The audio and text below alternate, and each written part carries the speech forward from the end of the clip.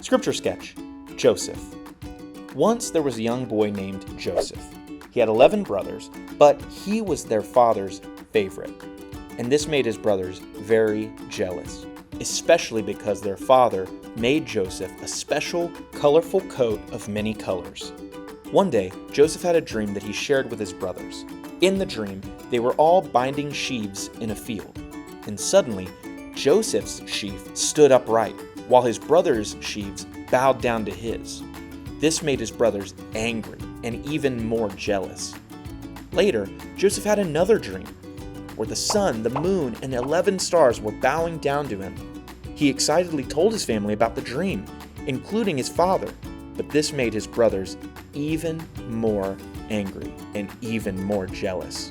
One day, when Joseph's brothers were taking care of their sheep, their anger grew so much that they decided to do something terrible.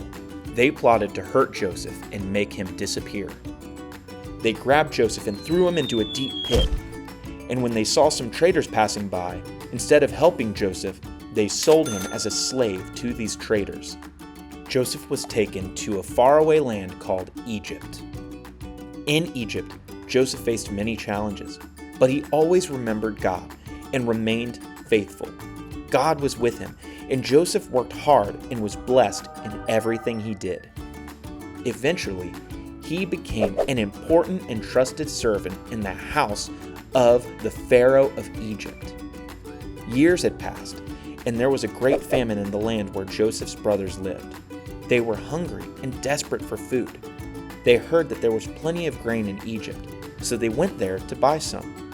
When they arrived, they didn't recognize Joesph, who was now dressed like an Egyptian leader. But Joesph recognized them. But instead of taking revenge, Joesph chose to forgive his brothers for the wrong that they had done to him.